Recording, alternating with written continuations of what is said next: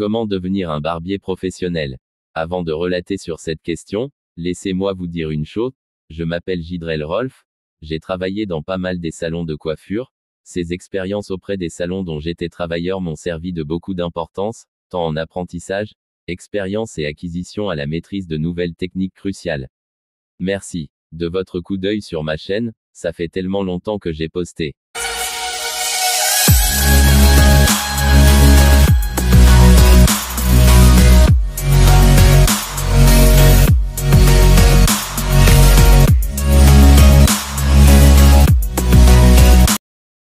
Il m'a fallu me former, accroître d'autres expériences et formations pour vous servir de bon exemple, voire vous partager davantage plus de conseils.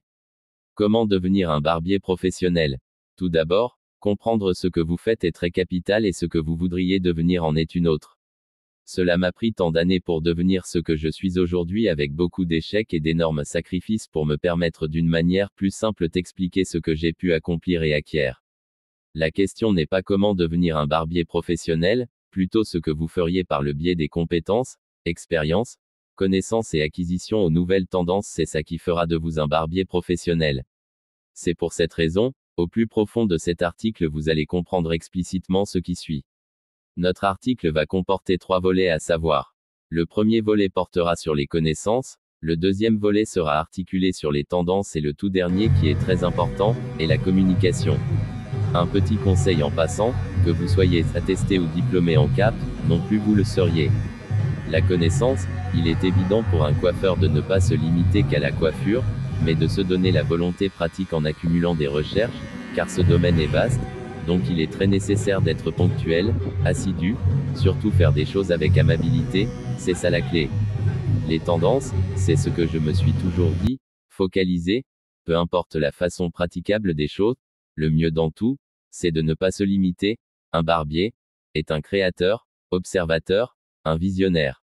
Être professionnel n'est qu'une hypothèse, la raison primordiale le plus exceptionnelle est de se baser sur ce que font les autres et en tirer profit. Chose que les débutants n'ont jamais su, que les pros le font, être appelé barbier c'est dans l'esprit, en effet, il est essentiel d'être dynamique.